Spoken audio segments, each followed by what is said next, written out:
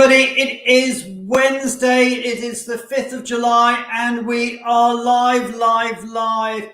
Happy Independence Day yesterday for those of you in the US. Happy 4th of July for those of you celebrating, and indeed for those of you in Armenia. I know it's your holiday today, so happy Independence Day to those of you in Armenia too.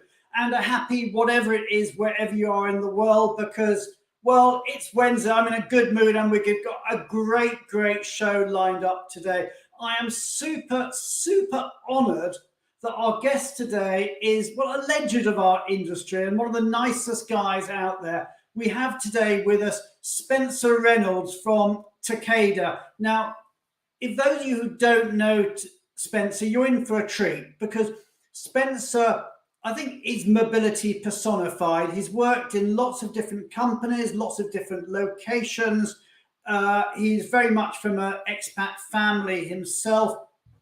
So you'll find out all about it when we get on to talk with Spencer Reynolds. And the subject for today is a career well-traveled. And I think you'll agree as we get there that his certainly is a career well-traveled. And Stephanie's saying thank you, my eye is looking a lot better. I tell you, it hasn't been a good week and I've had time at the hospital, but yes, it is definitely on the mend, which is great. And thank you for showing that love and affection to me. Anyway, you know how it all works, everybody. Join in the conversation, write in the comments box. Tell us who you are, where you are. We'll give you a shout out. We're getting loads and loads of people coming in from all over the world, which is absolutely great. So what else have we got lined up for you? What have we got next week? Well, next week, we've got a really interesting subject. I mean, well, I'm biased. I think they're all really interesting, but I think next week I'm really excited for, because next week we're going to talk about how to build intentionality into your program. Let's see what Harvey said there. Let's pull that one back from Harvey. He said, I'm looking forward to hearing from Spencer today. Have worked with him in the past and learned a lot during these days. Well, yeah, Harvey, it's going to be a great conversation. And thank you for your comments. So for next week, we're going to talk about intentionality, which is a bit of a philosophical concept. It's all about how to do something with meaning, as opposed to just doing something because you have to. So we're talking about how to build intentionality into your global mobility program. I'm super delighted that our guest next week is going to be the wonderful Billy Ho from EA. And those of you who know Billy will know that Billy goes pretty much nowhere without his cat. And I'm hoping we'll also get the wonderfully named Stinky Tofu, his cat, on the show too next week. So we've got a great show lined up for you next week. By the way, if you want to get your codes, your CPE codes, and they're here. I'm going to leave this up for a moment. So if you want your CPE codes from Worldwide ERC, so that's your GMS or your CRP codes, they're there. If you want them from HRCI or from SHRM, they're also there. And many thanks to our friends at Rocket Mortgage for providing those codes. If you want the code, then just write down the numbers you see it go past, or screenshot it, or do whatever you want. Get your camera out, take a photo, do whatever you want, but I'll leave that up there for a moment. But of course, every week we do like to share with you whatever's been going on in terms of breaking news. And this week in breaking news, we've got lots of people who've moved jobs or been promoted, but also there's lots of job opportunities out there. We've actually got quite a lot of jobs being on our site today. So if you are looking for a new job, either in your own location or somewhere else around the world, then have a look at this video now, because there's loads and loads of jobs out there. So let's see what's been going on in the wonderful world of global mobility in the last 7 days.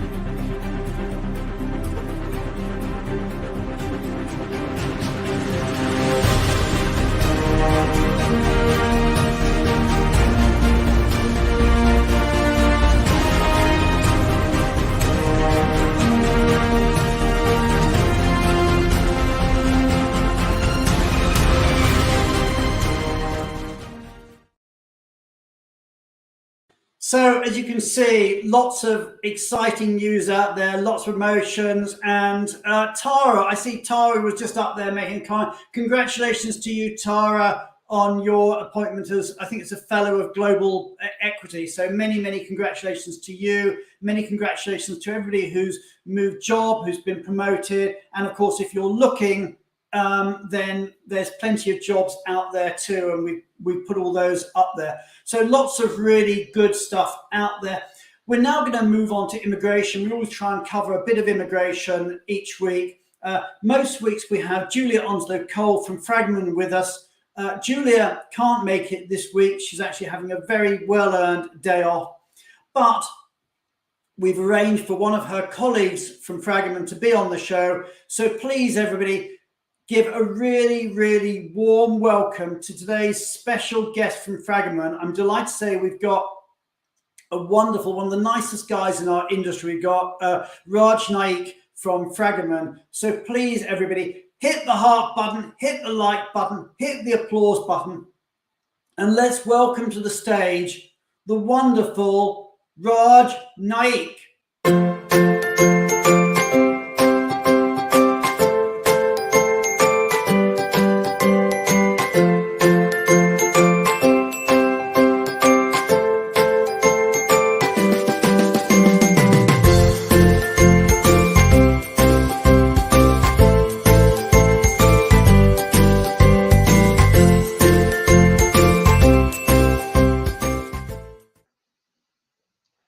Hi, everybody.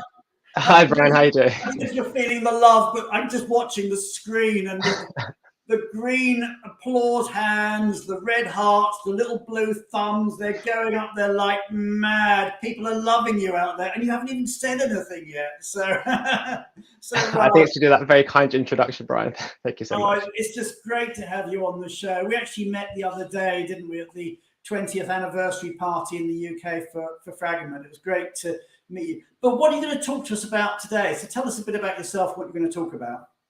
So yeah, thank you, Brian. So yes, I am a partner with Fragment, and I work very closely with Julia. I appreciate there are very big shoes to fill today.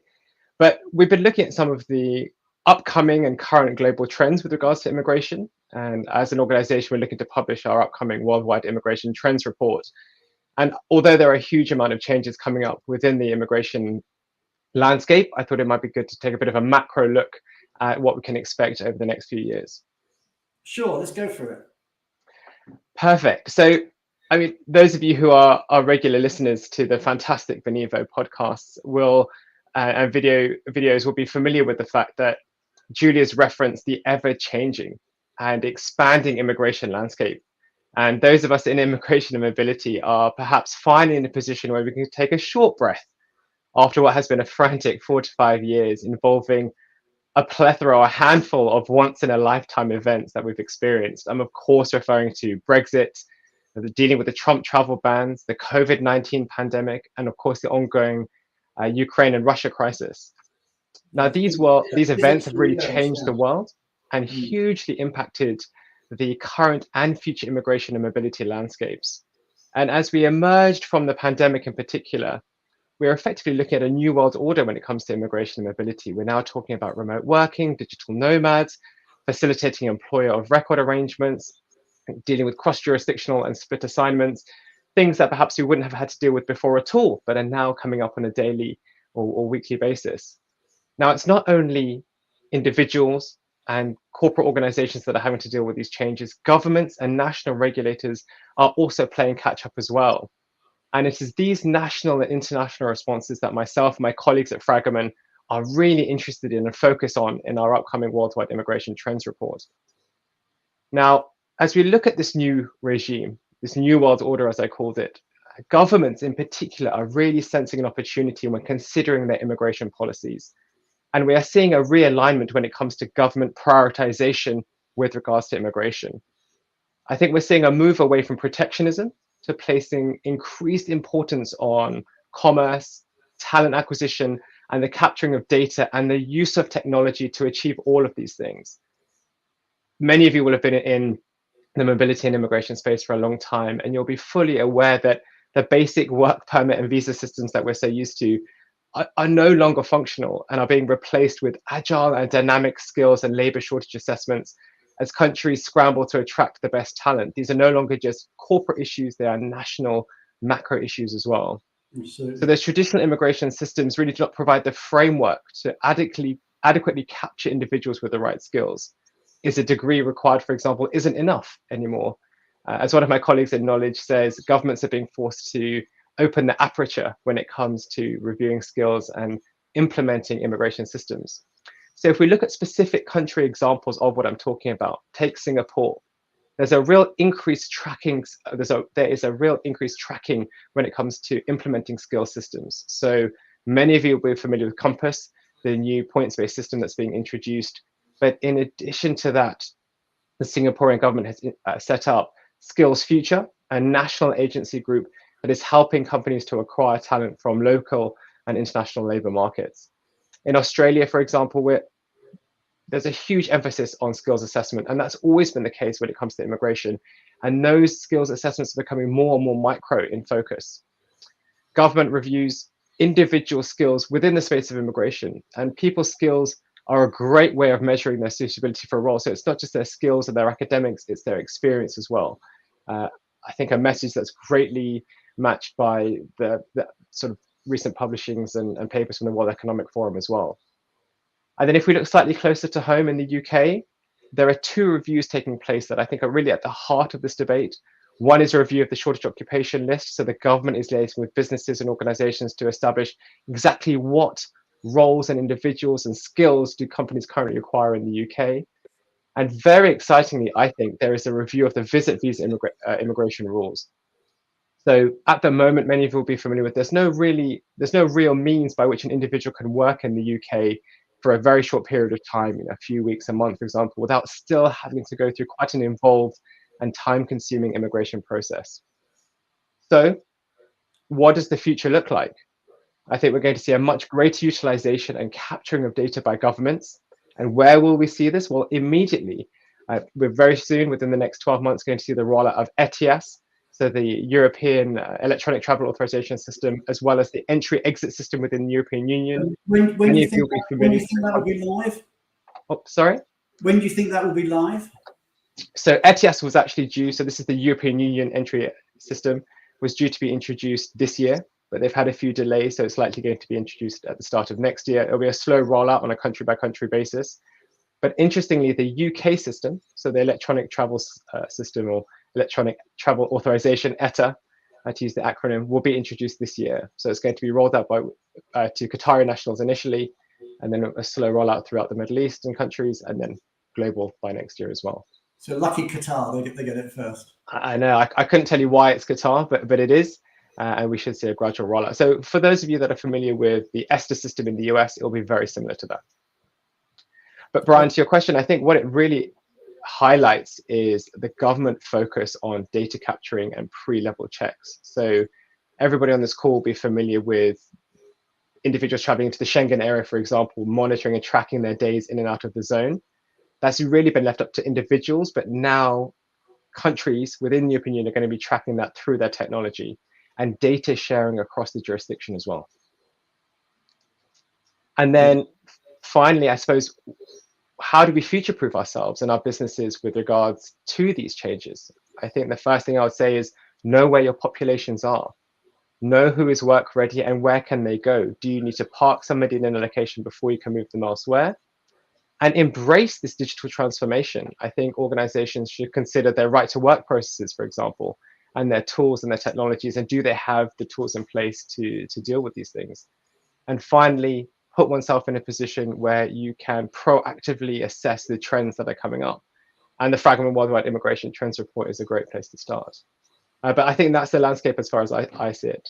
Okay, that's absolutely a brilliant update. So that Worldwide Immigration Trends update is coming out shortly, and I'm sure we'll be able to give a link to it as and when it's published. I mean, we've had massive change over the last few years. People sometimes say to me, when is all this change going to end? Can we have a breather? And I think the answer is it's probably only just got started, the level of change. That's the problem with change, is that it does keep on changing. But Roger, just great to have you on the show. Many, many thanks. A real worthy understudy to Julia. Very, very honoured to have you on the show, and you've done her proud. And we wish Julia a great day's vacation or whatever she's up to. So I know she's got personal commitments today. So anyway, Raj, great having you on the show. We're now going to move on to talk about some Benivo updates. So please, everybody, give it up. Let's hear some hearts, some applause, some love for Raj and everything he's done. And we're now going to bring onto stage Beth Nielsen from Benivo.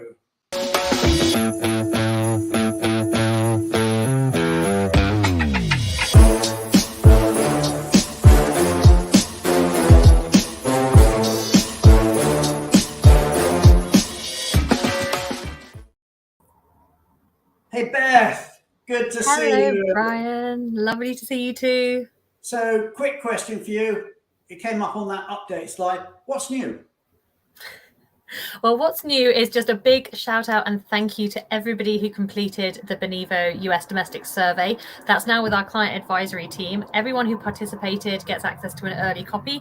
So look out for that coming soon, and then we'll be releasing it to everybody through the Benivo website. So really exciting results coming through. I'm really interested to get people's reaction to that.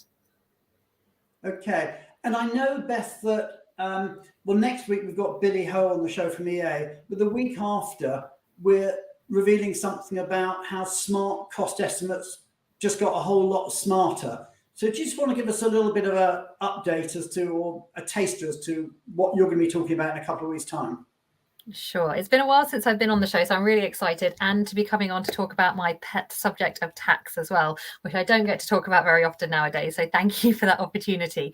What we're releasing is really a game changer. When Benivo brought out unlimited cost estimates, unlimited what if cost estimates as part of our standard package, I thought that was a game changer. And now what we're bringing out to our clients is the ability to choose to run multiple cost estimates behind the scenes when you choose to run one cost estimate. So again, no additional cost. We're running all these additional cost estimates and giving multiple versions back. So 3 options back that show you how to potentially reduce costs of that proposed assignment, either by changing the tax year, changing the start date, slightly tweaking the assignment. It is just so revolutionary. I'm really excited to speak about it.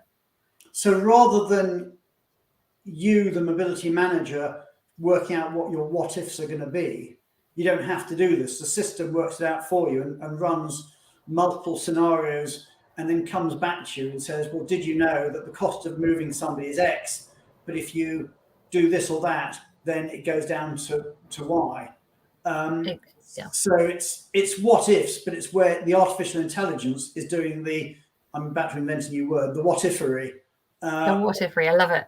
Well, this is also this is what Nitsan's talking about all the time, and I think we keep using this word a lot, but it's giving you those superpowers. So it's obviously I'm from a tax background. I could probably help you in certain jurisdictions about what are some of the likely cost saving initiatives by changing the tax year slightly or taking advantage of some concessions.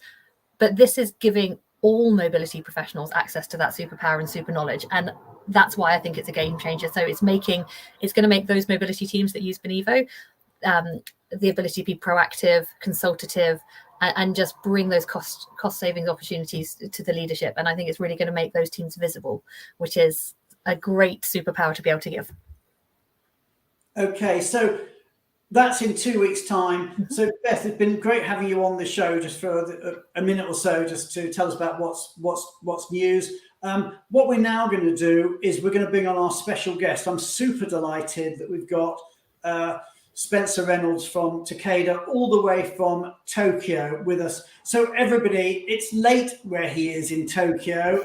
It is, I think it's after midnight there in Tokyo. So please, everybody, like you've never done it before, let's show Spencer some love. So hit the heart button, hit the like button, hit the applause button, and let's bring onto stage the wonderful, the legendary Spencer Reynolds from Takeda.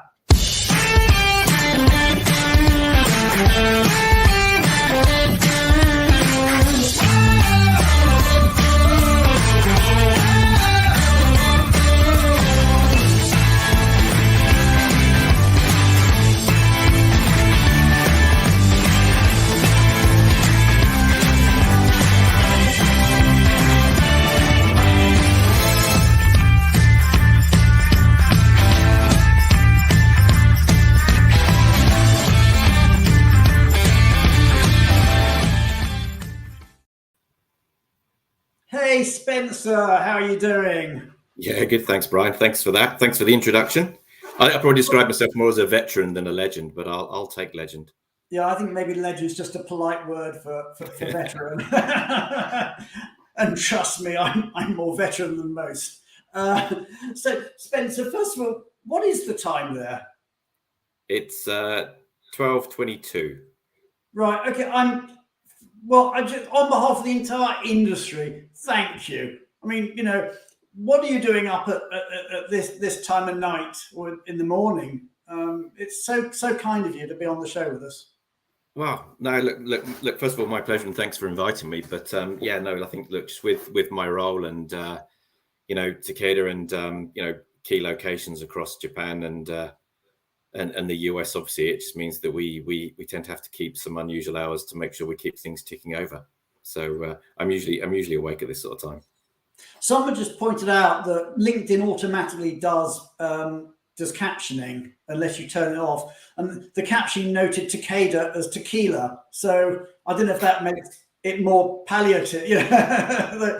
We've renamed your company, but hopefully I know it's late at night, but hopefully you haven't been on the tequila and you're just no, just the spring water. Yeah. Absolutely. Anyway, Spencer, I mean, I said in the introduction, we're calling it a career well traveled because you really have moved around over your career in both industries and locations. So tell us a bit about it. I mean, you started in this industry quite young, didn't you? Yeah. So I don't know, probably like a lot of people in global mobility, I somewhat fell into it. Glad I did, because I am a self-confessed global mobility nerd. But I was 15 when I left school, and I happened upon a chance to join NatWest, which is, for those that don't know, a domestic UK bank. I'm just going to jump in there, Spencer, because you just made a really good point, actually. Okay, we've been talking, and Raj was talking about it before, points-based systems and skills and what have you. And so many immigration systems around the world say you've got to have a bachelor's degree or a master's degree or this or that. But actually, some of the most senior people in our industry, and I put this as you're clearly one of them, left school at the age of 15 or 16 and didn't necessarily do, so it's a separate point, but maybe we, as a world, we're putting too much importance on some of these acquired skills as opposed to these life skills. Anyway, I interrupt, Spencer. Tell us a bit about your career. No, yeah, look, yeah. So I joined a domestic bank, NatWest, it just happened in my hometown, which is just east of London. They had a specialist unit that looked after the expats of the bank.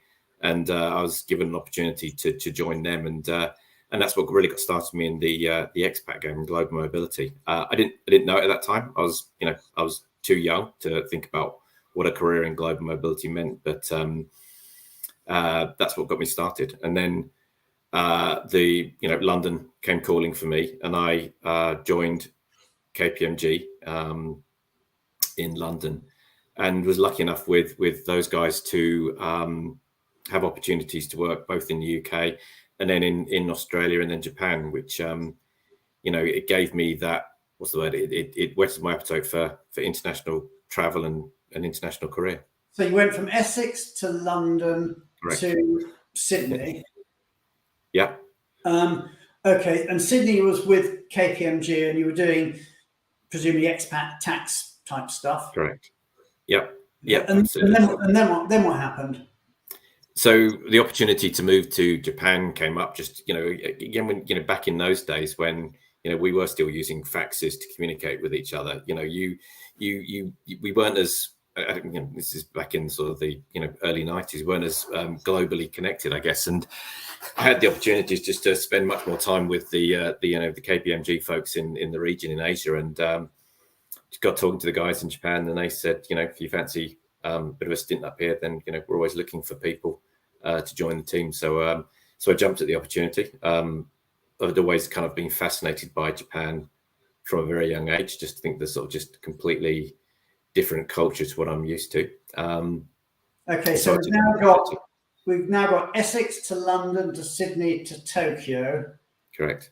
And we're about like a third of the way through your career travel. Yeah. I've actually got a picture here. I can put up a picture to show, but we'll come back to that in a moment. Okay, so we can see all the different places you've been. So okay, so the next stage, I can see it here. It says you had the opportunity to live in Japan, but then you left KPMG and went into banking. So having been in consulting, you then went to UBS. So tell us a bit about UBS and Goldman's.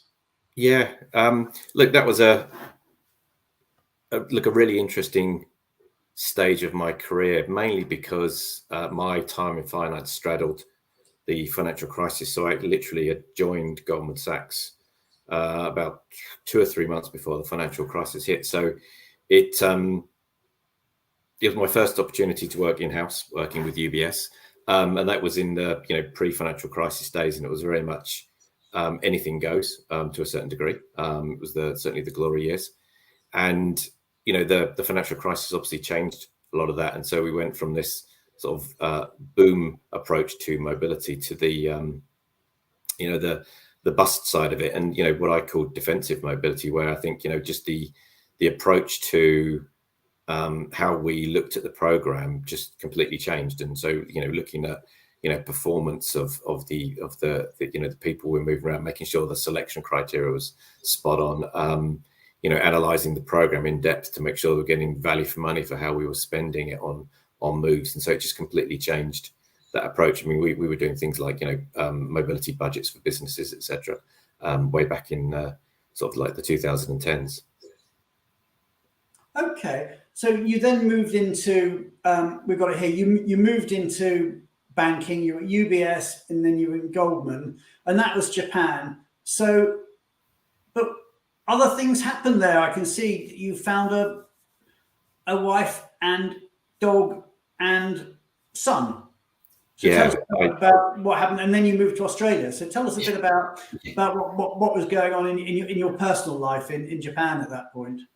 Yeah, look, so like I said, I think when I moved to Japan, I didn't expect to be here that long, and ended up in Japan for 13 years in my first stint. And it was early mid-career, was in my 20s and 30s, a long while ago. And I spent most of my sort of formative years here in Japan, and I met my wife Yuri about halfway through that stint. We got married. Were you a Japanese speaker when you met her?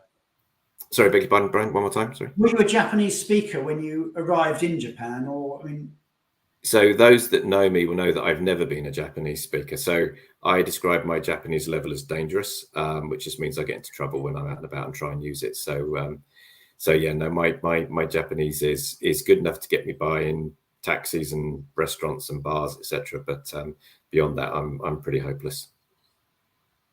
But she speaks English fluently. She did all of her university degrees in English as a first language. So I was lucky I struck out on that one. So we met, got married, and I was explaining to you when we spoke before how she she had her own career. She was in banking herself, not with either UBS or Goldman Sachs, and she decided to give it up because we got a dog. So Spikey, who was in one of the pictures there, and the idea was that she would basically get him settled at home and get him trained, etc., and then she would go back to work. But he looks pretty settled there. Yeah, no, he's pretty chilled. So he's a very laid back dog. She fell pregnant in the interim, and so our son Sho was born in Japan. So all of a sudden, I'd gone from being a single guy, globe trotting around to now having a sort of a family in tow. So I think my first moves were done with a backpack and a plane ticket, and that was it. So the dynamic definitely changed. So what's it like moving with a dog or two dogs you got now? We've got two with a child, but let's just talk about the dog first. Yeah, so it's interesting. Whilst the your children always come first. I think, you do actually need to, when, we found with moving with pets is that, you've got to be planning for that way in advance. Obviously depending on locations, and we found that we need at least 6 months lead time to manage a move with the dogs, to go through the various different tests that are required, for rabies, etc. So it's a lot of planning with the animal. So whilst say our son does come first, we do have to start thinking about the dogs first earlier on if we're going to be moving. But obviously, with a child in tow, you're obviously thinking about education, and you're also just thinking about them and how they grow socially as a child, and now a young adult. My son's now 13, and you're just concerned about the impact of moving multiple different countries has on the on their upbringing. But I think there's two sides to it. I mean, it's an incredible experience, but it's also a challenging one for the child. Jumping around schools, meeting different friends, etc. But we think that our son's shows turned out okay. Although it's interesting, isn't it, that there you are, you're the expat being moved, but actually in some ways you're the least important person for that assignment to be a success. Actually, we've got to concentrate, and I'm not going to put them in any particular order, on the dogs, Spikey and Arnold, on the child, the son, show, and of course on the partner, in your case, Yuri, your wife. So although companies will often think, oh, well, we're moving, well, especially it's different, you're in charge of mobility, but, if you were in another role in the company, we're moving Spencer. Actually, it's all the other bits of Spencer's life, which in many cases are the most difficult and challenging for a move. And you're seeing that firsthand because you've lived it and breathed it several times. So, I mean, let's just take Sho, who's 13. Where's he lived in his life? Yeah, so he was born in Japan, and then at the age of 3, he moved to Australia. He started school in Australia, I think we'd been at the age of 5 or so in Australia.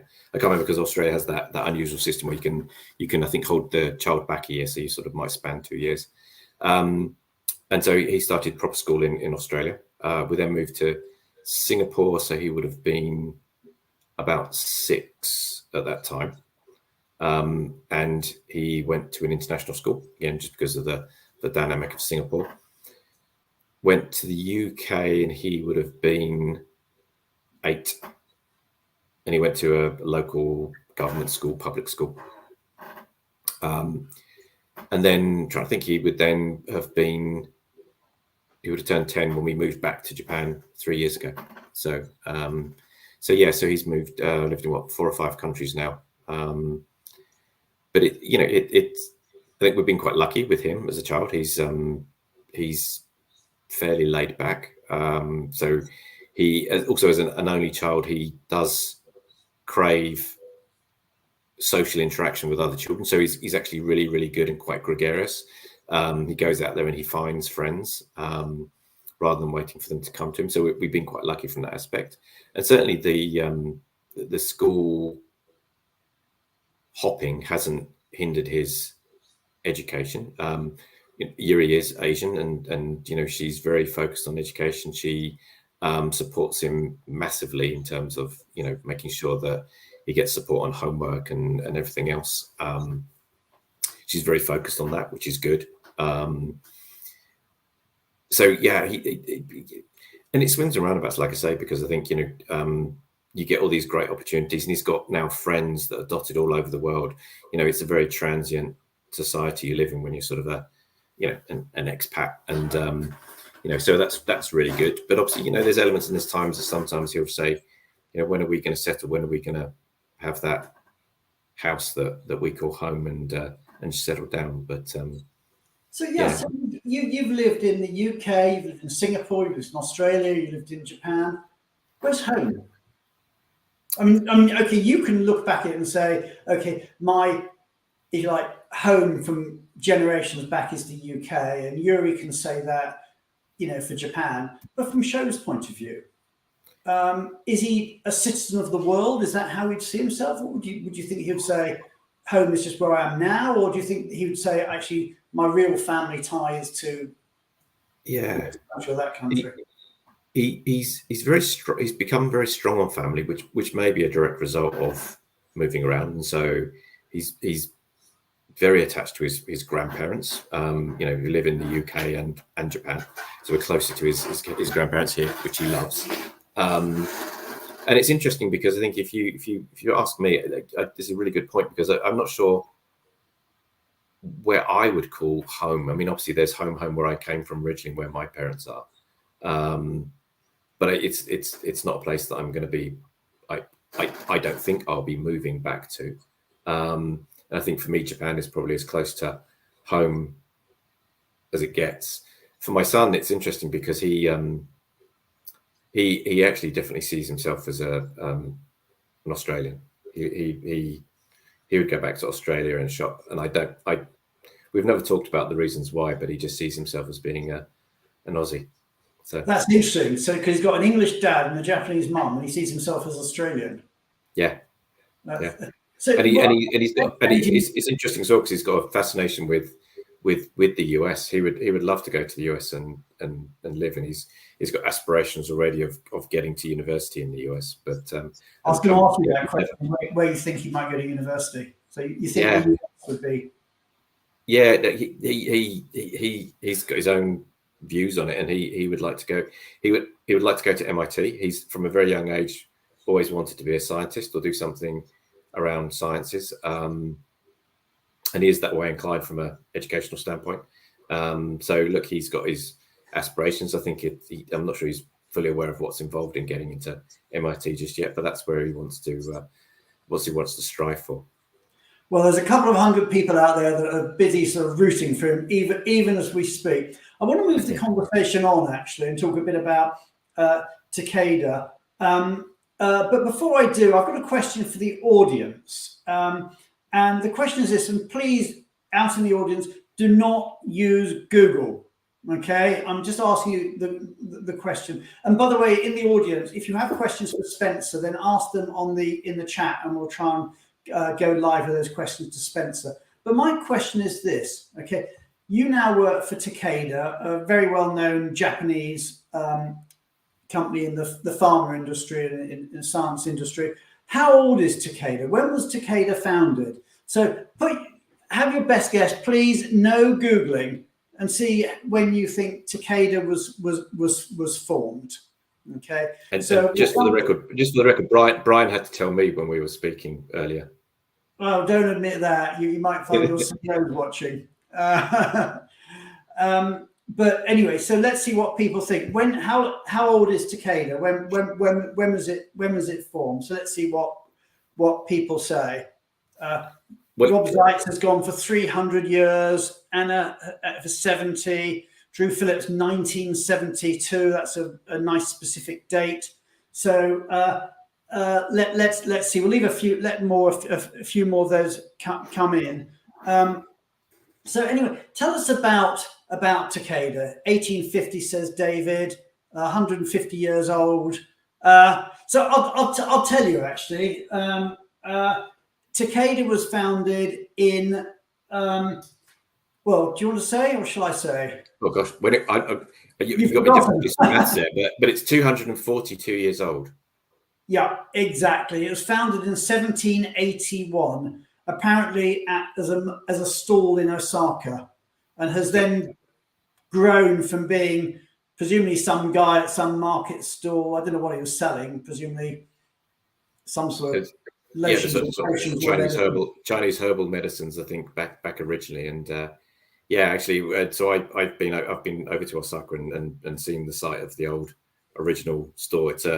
There's a street in Osaka that's where all of the pharmaceutical, like the medicinal shops were based, and it's still there, and it's the Osaka offices still on that street. And actually, ironically, we still have our the shareholder meetings are still held in Osaka. They said one about 2 weeks ago. That's just amazing. So it's gone from literally being a market stall in 1781 in Osaka to now having, as I read it, 29 billion revenue and 50,000 employees. Yeah. So it's just mind blowing what, you know, I don't know if there was a Mr. Takeda back in the day or where the name came from, but family name, yeah. Yeah. So just extraordinary. So tell us about mobility at Takeda. I mean, how many people do you move in a typical year? Yeah, well, you know, when you and I first spoke about this, it was I sort of explained that I think we don't really have great data on what our numbers were historically, and you know, to get out the crystal ball and see what they're going to be in the future.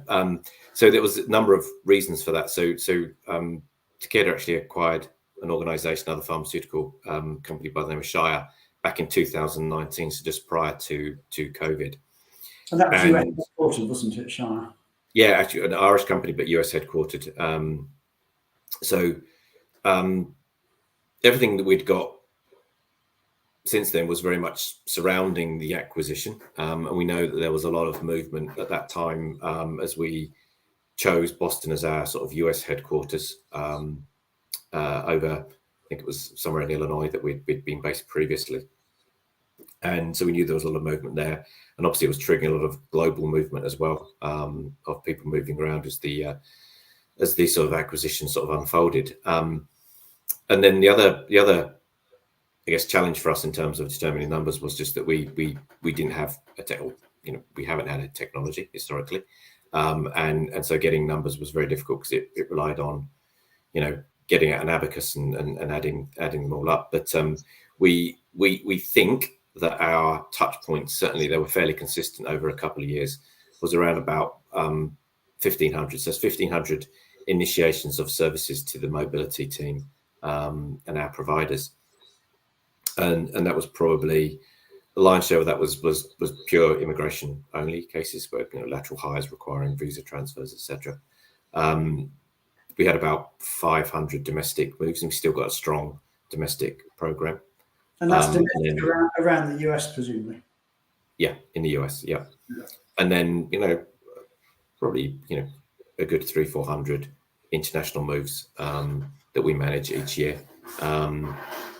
But again, I don't know. It's difficult to predict what those numbers would be going forward. Like I say, the sort of historical data on that is always a little bit sketchy. So 1,500, that's a pretty chunky program. So how many of you are managing that? How's that all structured? Yeah, so our team's relatively small. We are 7 people in the mobility team, dotted around the world. And let's make sure I have my numbers now in my head.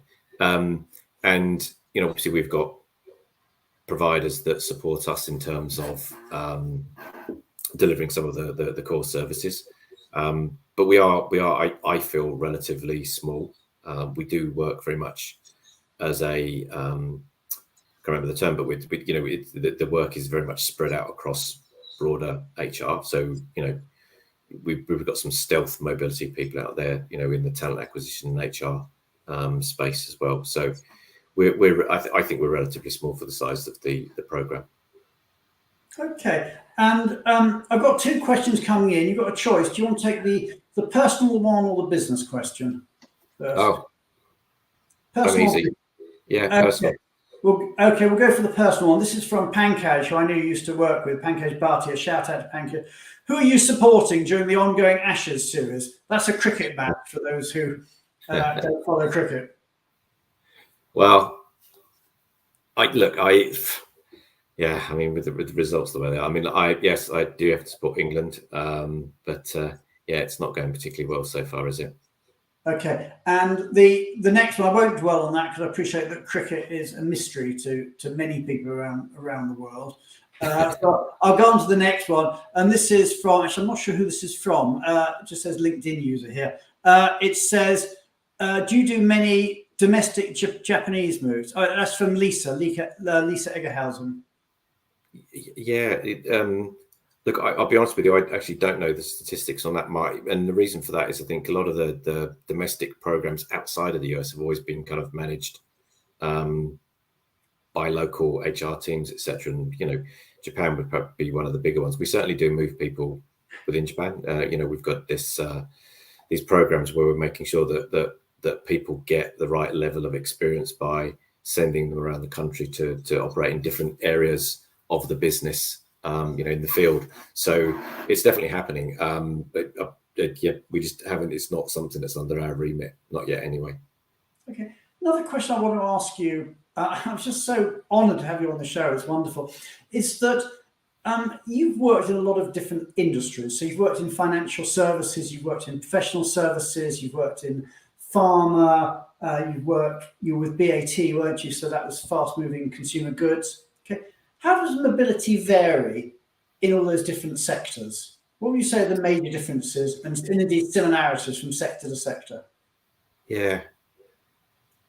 Look, I think the thing that jumps out first and foremost, I think over the last couple of years, I've certainly sort of, in my mind, split mobility programs up into either one type of program or another. And what I mean by that is I think it's talent mobility driven, which I think certainly the programs that I've worked with have always, I feel they've been more talent mobility driven, as opposed to mobility that's driven by the nature of the business. So, for example, the sort of tech, the consulting industries where they're having to send people to do the business to different countries around the world. So I think what all of the programs have had in common is they are more talent mobility driven. I think a lot of the difference I think is also in the culture of the actual organization. And if you look at, say, UBS versus Goldman Sachs, UBS is a Swiss wealth management company at heart versus Goldman Sachs, which is a US investment bank. And so the culture of the organizations themselves are different. I do feel though that over time, I think that one of the big thing about finance that differentiates it from certainly the other programs I've worked in is just comes down to compensation. Obviously, when you're in banking, and certainly, it's not just heads of desks and these traders that you're moving around. You move around, all sorts of people. But obviously, the difference in compensation certainly always when I was in the industry meant that the cost of mobility was perhaps a drop in the ocean, and people quite like just having flexibility and cash to be able to move themselves. But I think the big difference is just the relativity of the mobility move to their overall compensation, if that makes sense. And I think obviously certainly back office people in finance, you can't necessarily invest in your own move, right? If it's going to cost you money out of your own pocket, you seriously need to question the value of the move, from a career perspective. So I think that's certainly the same at the other organizations I've worked with, where the compensation is just not at that level. We're talking, big differences. But I think that's where, we were talking about as well, where you get a little bit of a difference between, I think, and again, I haven't worked in the industry for a number of years, but I feel that the finance mobility programs have been able to get simpler quicker. Whereas I feel that I think, within certainly other organizations, it's a bit more customization, looking at individual circumstances, looking to do, one-off deals, etc., for individuals to make sure that the move is right for them as individuals. And then, so, when I talk about Takeda, we, one of the things we talk about is we put patients first. It's our, number one priority for us. And so, by default, when you look at the culture of the organization in HR, putting employees first is one of the, key drivers, for the HR teams. Well, I think we're having a bit of a problem with sound here. Can you hear us okay, Spencer? I can hear you. Can you hear me? Am I? Okay, yeah, it just broke up a wee bit. Okay, well, we'll bear with. Hopefully that will just be a blip. So tell me, Spencer, you've worked for lots of different companies. Let's leave Takeda out of it for the moment. Of the previous you've worked for, this is a question I think Gavin was asking you slightly cheekily. Which would you say is your favourite? Or put it another way, if you were going to go back to work for one of the previous companies, which one would you say was the most, however you define it, most satisfying, most rewarding, most enjoyable, most it wouldn't be the one that Gavin Coburn worked in. So I had a feeling there was something in this, but I didn't realise. No. Gavin is Gavin's fantastic, but and I mean that, Gavin.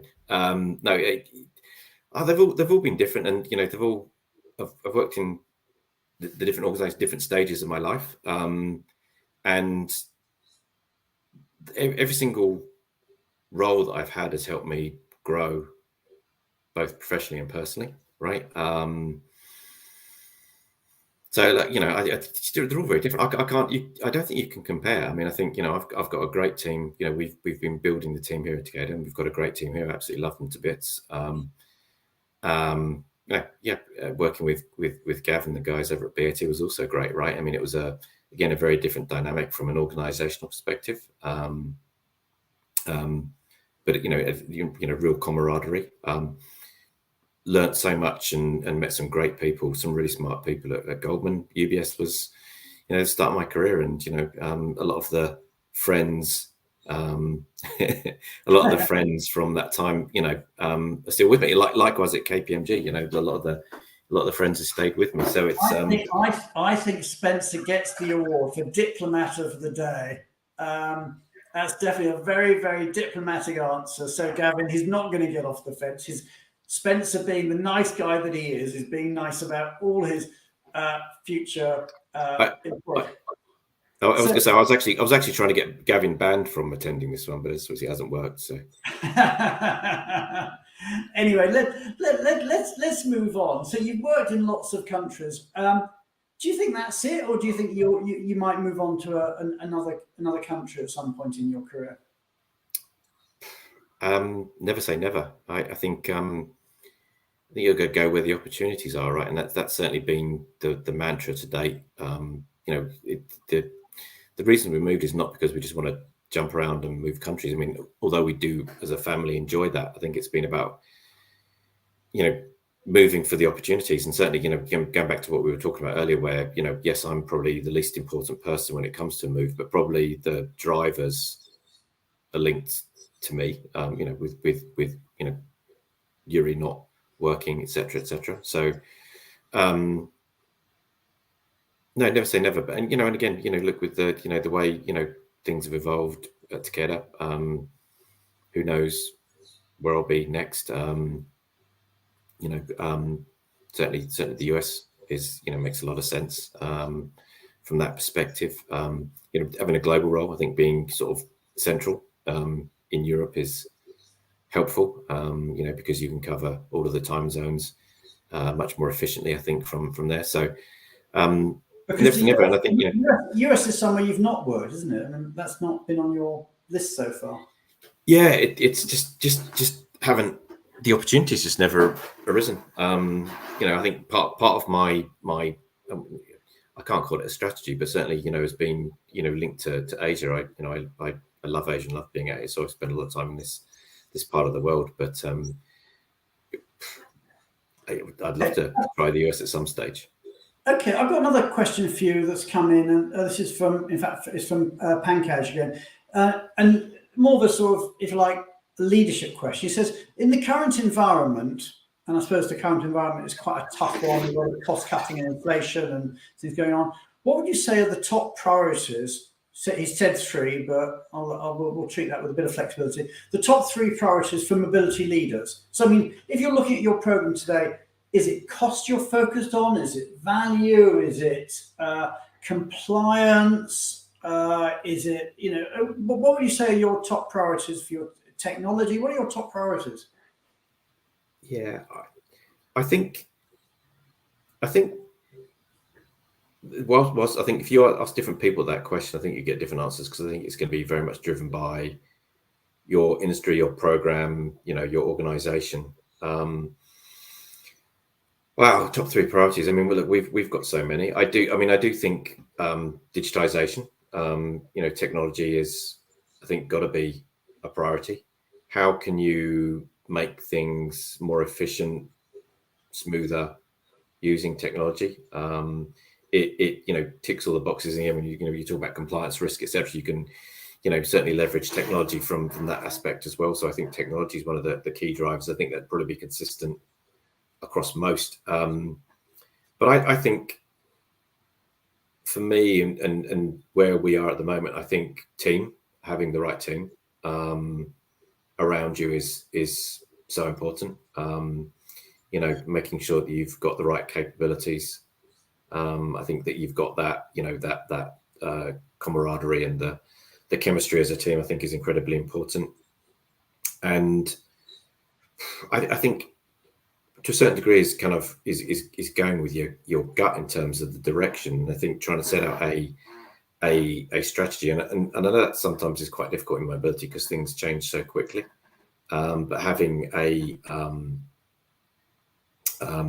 just having a vision and sticking to it, not being afraid to flex if you need to, but having that vision and as best as you can let that down through the team, so you're all as a team working pulling the same direction.